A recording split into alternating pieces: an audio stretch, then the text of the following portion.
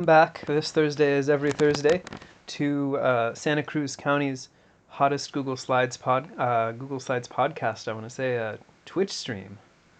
I wish I had the juice to do a Google Slides podcast where I just described the slides that I was showing, and you listened. Maybe while you were, I guess nobody can be at the gym anymore. While you hang out in your house, and try to do something else, like make food, like rice or beans, perhaps.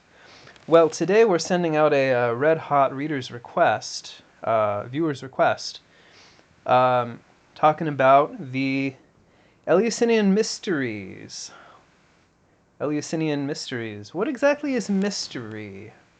A mystery is a thing you build, or perhaps a thing you watch, or a thing you try to solve nowadays. But the mysterion in Greek is etymologically something about which you muein, that is, about which you keep your mouth shut, because is the sound that you make when you have your mouth shut. So a mysterion is a big old secret. And the Eleusinian mysteries are no exception. You are not supposed to know about them if you are not an initiate, if you haven't been initiated into the mysteries. And if you have been initiated into the mysteries, you got to keep your mouth shut about them. You got to muein, keep that mouth shut so you can only make weird humming and muttering sounds. So the Eleusinian mysteries take place at a little town called Eleusis, which is near Athens. It's in the territory of Athens, and they are a really big public festival. One of many kind of big public festivals that they have at Athens. A little bit unusual because, unlike most Athenian religious practice, this one involves a lot of emphasis on the individual participation, individual choice, and individual belief, and B, does not restrict participation just to Athenians. So after the 5th century BCE, anyone basically can get in on these Eleusinian mysteries. The only requirements are that you be a Greek speaker, somebody who speaks good Greek, because there's a verbal performance component to it, we think. People infer from that requirement, where you have to pronounce Greek words correctly. So it's a weird little part of Athenian religious ritual practice, and something that, from our point of view, is a little bit difficult to get at, difficult to figure out, poses a pretty serious historical problem, or a historiographical problem, which is that if there's something that people were doctrinally not supposed to talk about, they're going to tend not to leave a lot of written records about it either, which means that we don't have the kind of sources that we'd really like to use to figure out what exactly went on at the Eleusinian Mysteries, what exactly they were about, why they were such a huge deal in the ancient world, because they were a big deal. They were a pan-Hellenic thing through the Hellenistic period, and when Rome conquered Greece, even a lot of Roman emperors were very excited to get initiated into the Eleusinian Mysteries. So something special was going on, but we have a very hard time figuring out what that something special was. The evidence that we have for what indeed happened there tends to be of a sort that makes it difficult to read straight. We can't just take it at face value. So on the one hand, we've got kind of hostile parodies of the Eleusinian Mystery. The best of these is going to be the one that shows up in Lucian's Alexander the False Prophet, which is an essay, a letter, a piece of reportage. It's generically a little hard to pinpoint, but it tells the story of this guy, Alexander of Abonotekos, a real person who started a real cult about a snake with hair, You see before you now a statue of that snake with hair and human-looking ears and some other weird features. Um, but Lucian tells us, and we have some other evidence that this is the case, that Alexander started his own set of fake mysteries. He was trying to do all the things to make his oracle seem like really serious and authentic, and part of that whole apparatus was starting up these mysteries, the mysteries of Glukon, or Sweetie Pants, which is the name of the snake. So Lucian describes this whole kind of parodic structure of the mysteries, and we're supposed to think this is funny because maybe we've been initiated into the Eleusinian mysteries. We know how they work, we know what they're all about. But from Lucian's parody, we can construe a couple few things about the actual mysteries. So we can figure out that they happened over a couple of days, because that's how Alexander of Abonotekos' mysteries work. We can infer from this and other sources that they involve some kind of sacred theater, some kind of a performance of a mythic event, because that's what happens in Alexander of Abonotekos'. We can infer that there was maybe some kind of weird sex thing going on, what's called a hieros gamos, or a sacred marriage. Because that, in Lucian's parody, what he ascribes to Alexander of Abonotekos is a huge deal. He suggests that actually Alexander of Abonotekos just starts these fake mysteries basically so he can have sex in public. We can tell that there's like some stuff that goes on with torches, and we can tell that there's like a big mystery in a box. So there are some kind of basic narrative elements of how the ritual works that we can infer from Lucian's parody of the Eleusinian mysteries. Although probably some of those elements are going to be exaggerated in Lucian's version, especially the sex stuff. And then the other sort of big source of evidence we have for this is people who treated the Eleusinian mysteries as a kind of a straw man. As Christian authors, people writing about paganism and wanting to show how ridiculous pagan religion and worship was, would often write about these Eleusinian mysteries. And in writing about these Eleusinian mysteries in any amount of detail, these Christian authors are also sort of giving the finger to the whole pagan tradition, because they're like, well, we don't care about your mysterion, we're going to give up the secrets if we want. Of course, the question is, where did they find out about it then? Because they're Christians, they're probably also not also going to be initiates into the mysteries. So their evidence is going to be at second hand. It's going to be framed again so as to make the mysteries look as ridiculous as possible. And then we have a third category of evidence, kind of sidelong references in Greek literature from Aristophanes onward, that is from the 4th, 5th century BCE onward through the end of antiquity. References that don't tell us much unless we kind of work pretty hard to reconstruct things on the basis of them. So on the basis of all this, there are some things that it seems like we can know. I'm going to start by just kind of describing what actually happened at the mysteries, as far as we can tell. So we know they started with a procession. Everyone gathers in Athens, and at this procession, well, you got to start out by sacrificing a little piggy, which also means you have to bring your own piggies. So you're imagining this crowd of like several thousand people, each one with a little piggy under his arm, and then they just guillotine the piggies all day. And once all the piggies have been guillotined, because pig's blood, for some reason, is seen in archaic Greek ritual as purifying. After they've guillotined all the piggies, they start off on this long walk from Athens to Eleusis. It takes all day, more or less. And when they get there, they start reenacting the myth that we think was the basis of the Eleusinian mysteries. Well, we know it was the basis. We have a little bit of trouble figuring out which version of the myth was really at work here, but it's the myth of the kidnapping of Persephone by Hades and her eventual reunion with her mother Demeter. In most accounts of this myth that talk about the Eleusinian mysteries, Persephone is called by her other name, which is Kore, which just means young girl. So the part of the myth that gets reenacted is the search for Persephone, Kore, and her eventual rediscovery. And the first part seems to be a kind of a big, like sort of an Easter egg hunt, except there are no Easter eggs. People just do a kind of a ritual search in the precincts of Eleusis. This is in the evening after they've been walking all day. Everyone takes a torch, or maybe two torches, and just goes around looking for Persephone as though they're going to find her under a rock or something.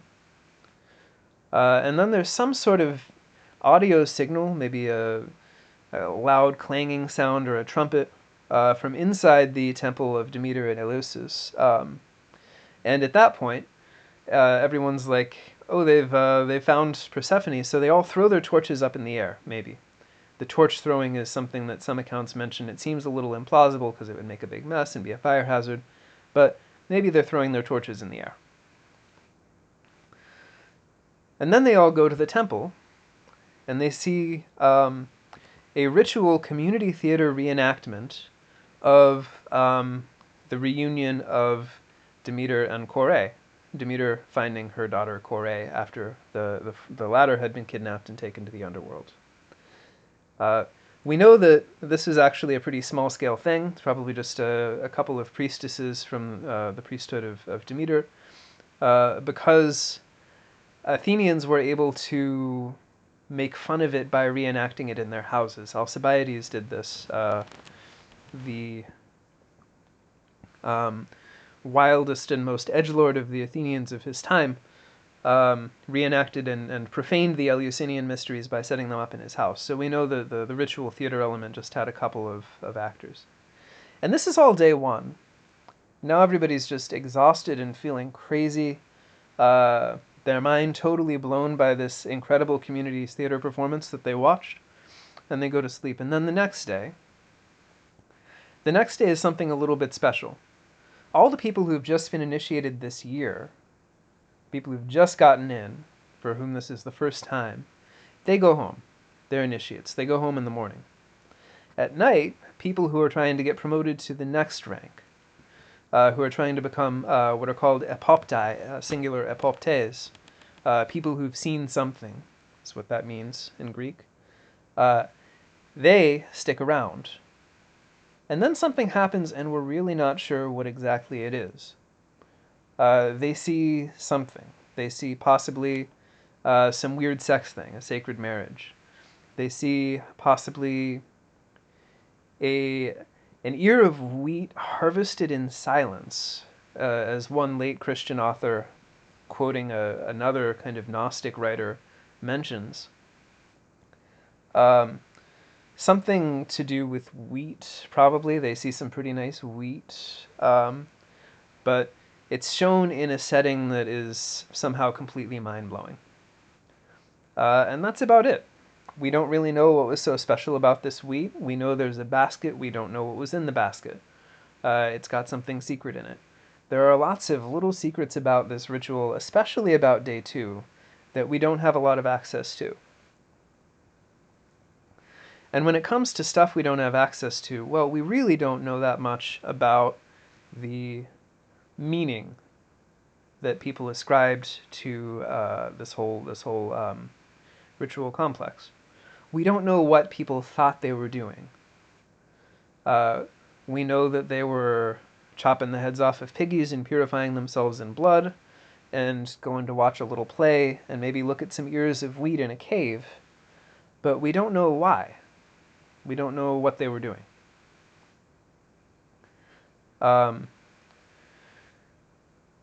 We know that there is a mythic basis for this, and one version of the myth, the longest one that we have, is in a text called the Homeric Hymn to Demeter, which seems in a lot of specifics to allude to the Eleusinian mysteries. So it's kind of a ritual map of the Eleusinian mysteries. We know there's this kind of basic story where Hades steals Persephone. Persephone's mother gets no help at all from the gods getting her daughter back, so she goes down to the earth, wanders it in disguise, and will not make things grow, which is normally what Demeter does.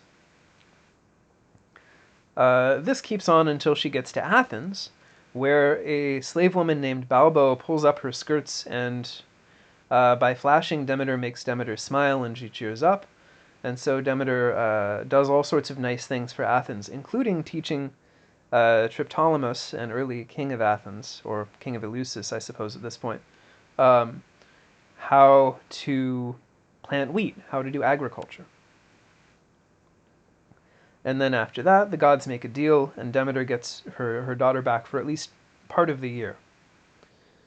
And this is kind of a myth that gets evoked to explain seasonal change, even by ancient writers. It's not just a kind of a modern interpretation, it's a myth of the seasons. So we're pretty sure that this is the myth that's behind the Eleusinian Mysteries. It's the myth that gets staged at the kind of the theater performance and the ritual search. We're not sure at what point in the myth the Eleusinian Mysteries are supposed to take place. I guess at the end when Demeter rediscovers Kore, but that's not a moment that's... It doesn't happen like that in the Homeric hymn to Demeter. And knowing that the myth is behind the mystery doesn't tell us all that much, again, about what the mystery means to people, because we don't know what the myth means to people, except for this kind of seasonal thing. So there are a couple theories about this. One theory that has a lot of basis in ancient evidence, actually, is that it's all about saving your soul. That this is a ritual performance that reenacts the return from Hades to the world above, and that sets as a metaphor for this kind of new life after death, the sprouting of a seed into an ear of wheat. So the miracle that people are shown on the last day of the festival is this ear of wheat, which is figuratively, for them, the hope of resurrection. Something going on with them after death. Now this all sounds very Christian, and in fact the same set of metaphors get used by St. Paul when he's talking about resurrection. But there's actually very early evidence in that same Homeric hymn to Demeter. I don't know why the slide says Diana. I'm going to have to fix that in post-production. That is the hymn to Demeter. The end of that hymn, and of course ends and beginnings are the parts where things most often get added to texts, so this could be a late addition, says this: "Happy whoever of earth-dwelling humans has seen these things," that is, the mysteries at Eleusis. "Whoever is uninitiated and unsharing in these rites has in no way the same destiny after death under the moldering earth." The suggestion is that people who haven't been initiated just rot underground, whereas people who have been initiated somehow sprout into new life after death. This is a line of interpretation that a lot of pagan writers who talk about the mysteries seem to take. Plutarch in a fragment talks about the Eleusinian mysteries as describing the soul's journey and the soul's return to life after death, or in Plutarch's case it's kind of a Platonic metaphor, a return to the true life.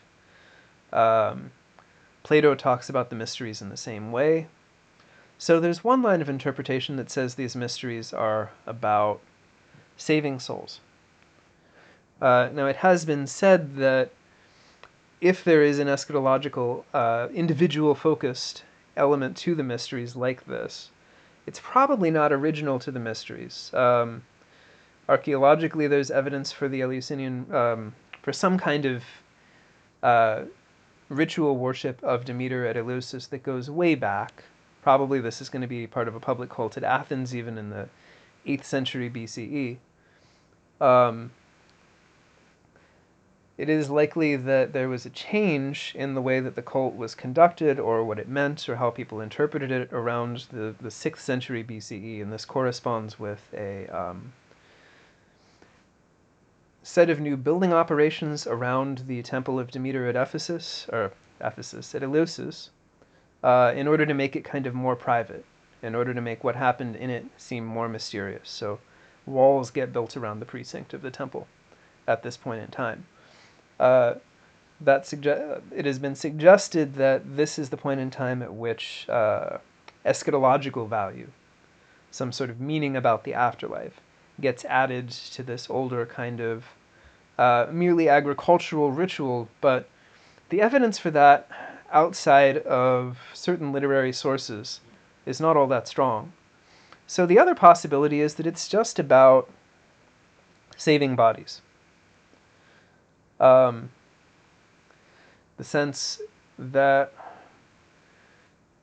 what's being celebrated in the Eleusinian Mysteries is just the discovery of agriculture, but the discovery of agriculture means more to the Greeks than it does for us.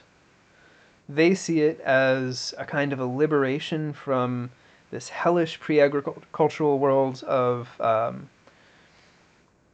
eating meat, and not just animal meat, but human meat as well. So this world of man eating man, of scarcity, where there's not enough for everyone to eat, so people sometimes have to eat one another, is brought to an end by the advent of agriculture, which makes a more peaceable human civilization possible. So that too could be what's being celebrated at the Eleusinian Mysteries. The eschatological, the soul-based interpretation maybe seems more reasonable to us, or seems to make more sense to us, just because we're used to religions having a kind of a content that has to do with the afterlife. But most didn't in the ancient worlds. It's very rare to see Greek and Roman rituals, public rituals especially, that have to do explicitly with the afterlife. It's not something that a lot of emphasis is laid on in ancient religion. Even ancient Judaism doesn't have all that much afterlife content. It's really Hellenistic and late antique Judaism and Christianity that get really into this, and then philosophy as well. Plato, for instance, super into these questions of the afterlife. Pythagoras, as I talked about in that earlier lecture. But these are not really expressions of like mass Greek religion. Whereas being concerned about agriculture, the very foundation of a society that isn't based on kind of violence and murder, does seem to be more commonly a part of ancient religion. So from that point of view, the saving bodies from cannibalism by providing agricultural produce interpretation of the mysteries is maybe a little bit more likely to be the right one. But fundamentally, we just don't know. There are a lot of things about the ancient world that are like this. Places where there must be some kind of fact of the matter, but we just can't get at it for various reasons. Things that are mysterious in a less literal sense than the Eleusinian Mysteries are. Okay, well, everyone have a good weekend. Do as much sprouting as you can. Stay safe, stay isolated, and I will be back to share this loneliness with you